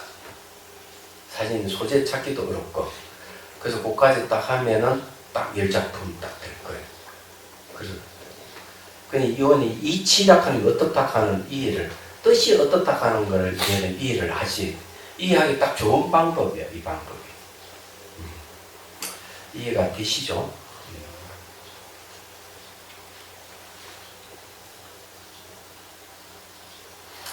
벌써 1시간? 1시간 반이 지났네.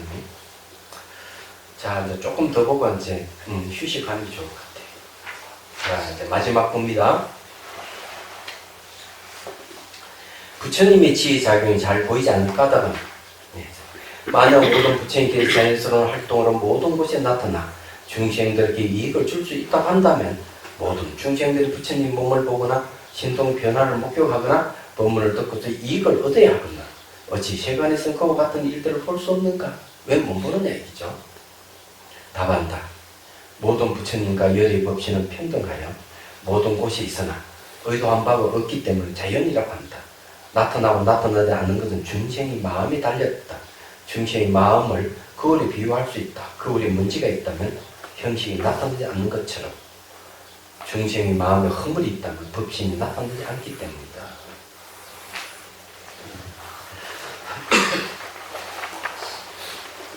멋진 이야기가 하나 있는데 극락에 갔다 온 스님 이야기. 그 책에 옛날에 한 번 봤는 책이 어디 있는지 모르겠지만 어느 스님 인도하에서 극락에 이제 가는데 이게 이제 겨울을 건너야 돼. 다리가 없어. 다리가 없는 거예요.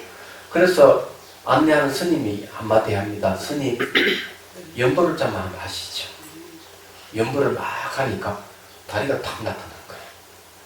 그걸 다리를 건너갔더니만 건너가서 연보를 딱 거친 순간 다리가 또 사라져요. 그 연유를 뭐 아니 스님 연보를 할 때 다리가 있대. 연보를 거치면 다리가 사라져 버렸네요. 왜 그렇습니까? 당신의 연보를 할 때는 마음이 깨끗하기 때문에 다리가 나타난 거고 연보를 멈추는 순간 당신의 번뇌에 가려가지고 다리가 사라진 것이다.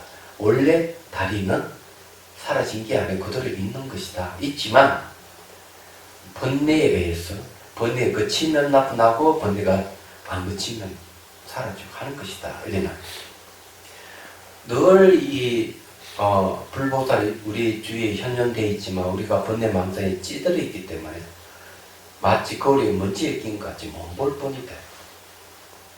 이 이야기의 내용은 부처님 지휘작용은 늘 작용하고 있다.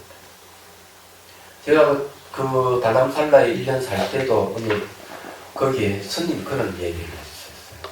스님 이야기인지 청년 스님 이야기 들을 수 있는 얘기인지 잘 기억이 안 나지만 나란다 대학의 총장 스님이 늘 어느 부처님을 탁 상을 모시고 늘 이렇게 예배를 드리고 기도를 했어. 이 부처님 한번 칭견하기 위해서. 30년, 40년, 50년 지나도 칭견을 못했어요. 매일 없는 것 같다 하고 막 부사가 버려버렸어. 그 상을. 근데 진짜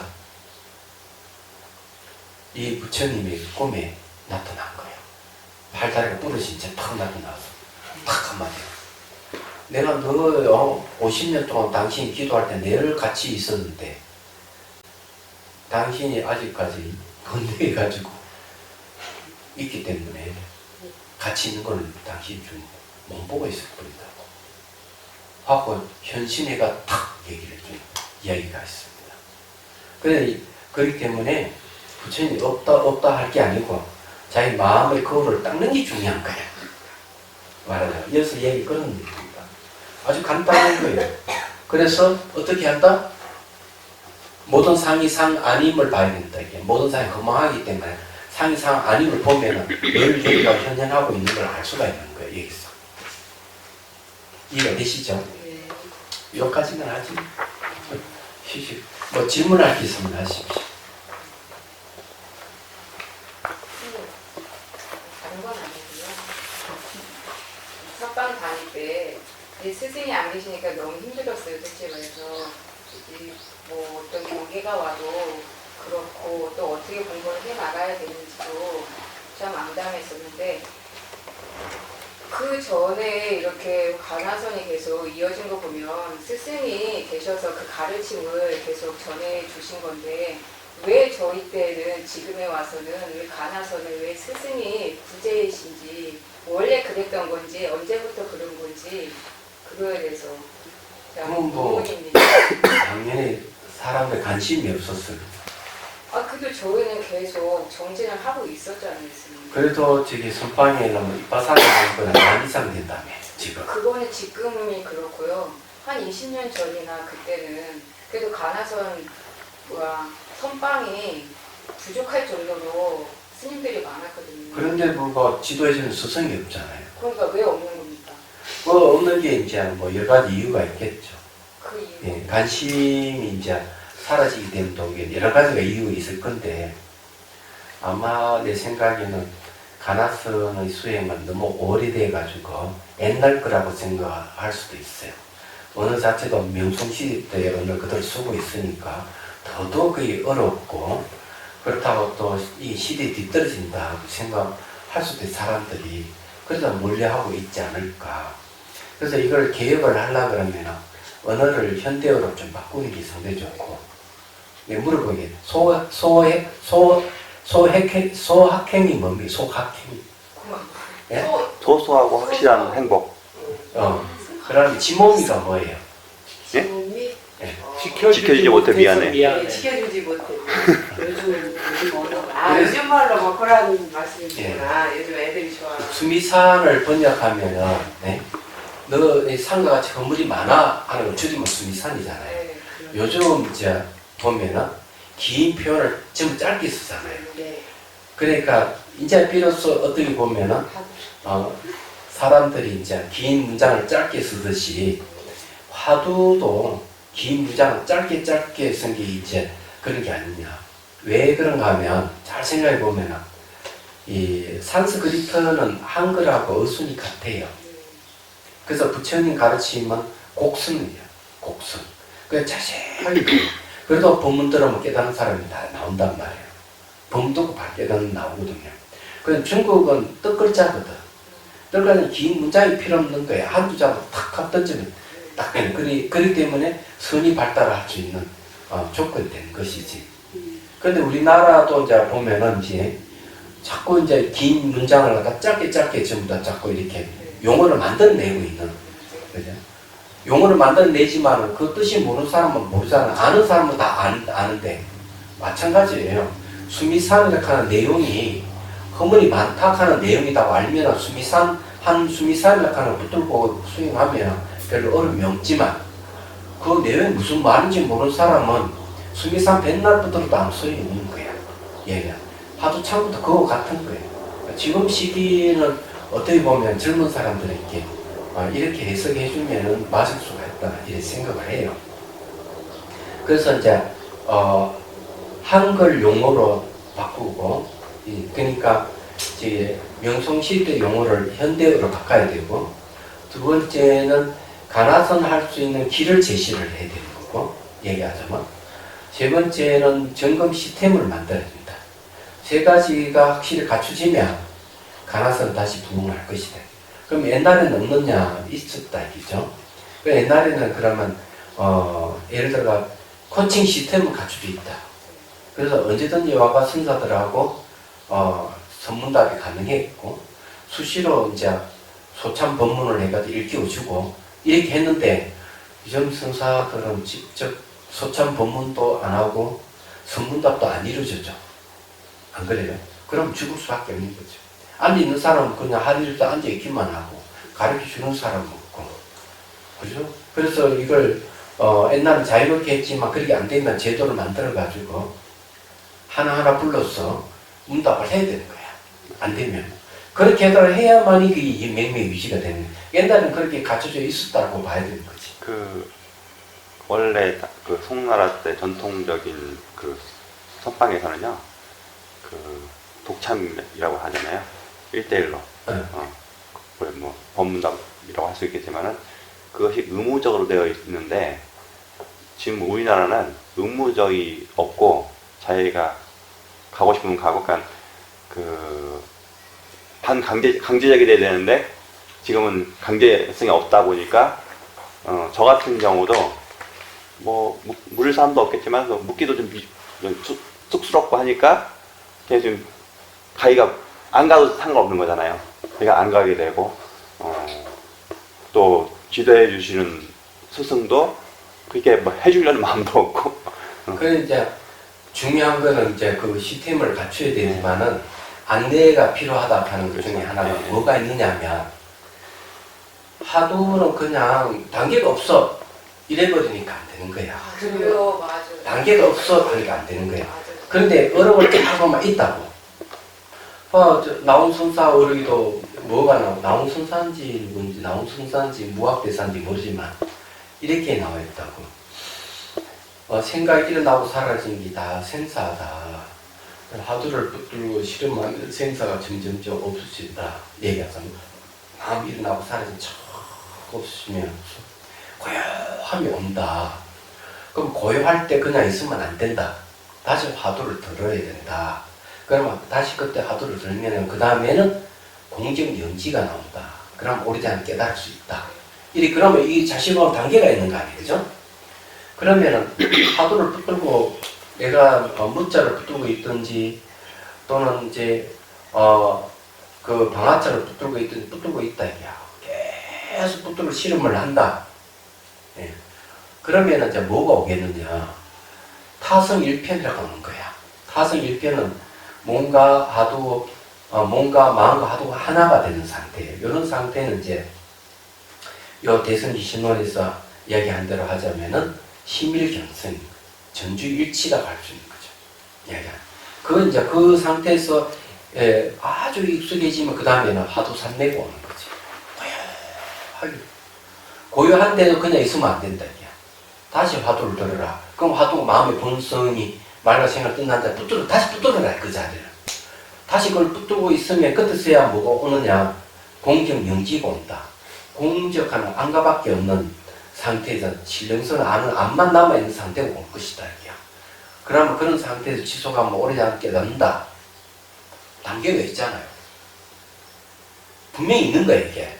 그러면 이런 걸 갖다가 다 어렵게 조사를 해가지고 이 이제 안내서를 만들어야 되는 거야. 내가 안내서를 만들고 싶은 이유가 그거예요. 만들어가지고 화두를 붙들었을 때 오는 현상에 대해서 전부 다 만들어가지고 그걸 이제 지침서를 가지고 이제 코칭을 하는 거지. 이해하자면. 그거 왜 안 하느냐 이기지. 그럼 스님께서는 지금 스님께서 하고 계시는 명상수행법과 가나선을 다르다고 생각하지는 않으시는 거죠? 태생이 달라요. 하두하고 여기에 이제 가리키는 자비선하고는 네. 태생이 달라. 자비선은 사마타 이파사나에서 출발한 거고 예. 파도는 사마타 이파사나에서 출발한 게 아니에요. 네. 얘기하자면. 그게 이제 조기경전에 보면은 수행은 4가지가 있는데 첫 번째는 사마타를 수행하고 난 뒤 이파사나 수행하는 첫 번째는. 두 번째는 이파사나 수행하고 난 뒤 사마타 수행하는. 세 번째 사마타 이파사나를 상주하는. 네 번째가 어떤 방법? 법문 듣고 바로 깨닫는 것. 법문 듣고 바로 깨닫는 게 조사선이에요. 그래서 법문을 탁 던지고 바로 깨닫는 게 그럼 대표적인 분이 누구냐? 육조스님이에요. 그죠? 나무꾼이 그냥 나무를 지금 팔고 갔다 이게 여간에 불안 놓고 나오는데 건강에 이런 소리들 끙무소주 이신기신 등을 빡 깨달아 그랬잖아. 듣고 바로 깨닫는 조기경전도 법문 듣고 바로 깨닫는 수 너무나 많은 거야. 조기경전도 부처님 법문 듣고 수행도 아닌 자를 다 깨달아. 수사원가를 얻고 사단원가를 바로 얻어버려. 이게 굉장히 많은 거야. 조기경전도 보면.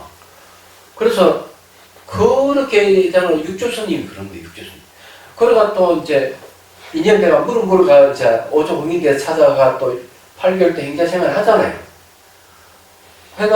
화가 나중에 이제 또 3개월 불러가지고 평동치고 또 건강경 다 법문 해주는데 강의해주는데 또 응구수 이신기시하고 또 제차 또 깨달음을 얻는 거지. 그래서 의가를 전수해주잖아. 그래서 이게 깨달음이라 하는 게 수행이 뭐 이게 사마타 수행 빠서 이래 이게 아니고 법문 듣고 바로 깨닫는 게 조사선이요. 출발이 벌써 태생이 다른 거야 이게. 그래서 이제 저기 누구야 남아 해양선사가 육조선이 딱 찾아가는데 어느 물건이 이렇게 왔는 거 하니까 몰랐잖아요 저희가. 8년쯤 궁구해가가 한 물건이 또 안 맞지 않습니다. 그러니까 인정받았단 말이에요. 그래 이게 서로 선문답하는 게 아주 중요한 거예요. 선문답 중에서 조사 스님이 한 말에 바로 깨달으면 되는데 못 깨달으면 그 조사의恩을 붙들고 수행하는 게 이제 가나선의 탄생이야. 얘기하는 가나선이 탄생함으로 해서 그때서야 비로소 사마타 이파사나하고 이제 그걸 할 수가 있는 거지. 조인이 가능한 거야. 비로소. 그전은 안 되는 건데. 스님께서는 조인해서 저 지도해 주실 수 있으시겠네요. 그래 지금 내가 이제 하고 싶은 것이 가나선 안내서를 만드는 게 내가 하고 싶은 네. 작업이에요 지금. 그래 여기 이제 서기명상 해놔놓고 그다음에 이제 그 건드려 봐야 될 거 아니에요. 할 게 없나? 합시다. 그런 생각에서 한 가지 제안을 드린다면요. 제안입니다. 그냥 내년도에 그 보리학당을 하실 때 아까 뭐 제가 서장을 했으면 좋겠다고 얘기했는데 하시면서 서장을 지금 우리가 4시부터 하는데 이 시간대에는 서장 강의하시고 저녁하고 새벽에는 실참을 하고 스님들이 간호선 실참을 하고 그 다음에 아침 먹고 오전 시간에는 또 강의를 해주시든가 아니면은 그런 뭐 일일이 근데 이제 해주시든가. 만약에 그렇게 하려고 그러면 네. 조건이 하나 있어. 잘 와야 돼.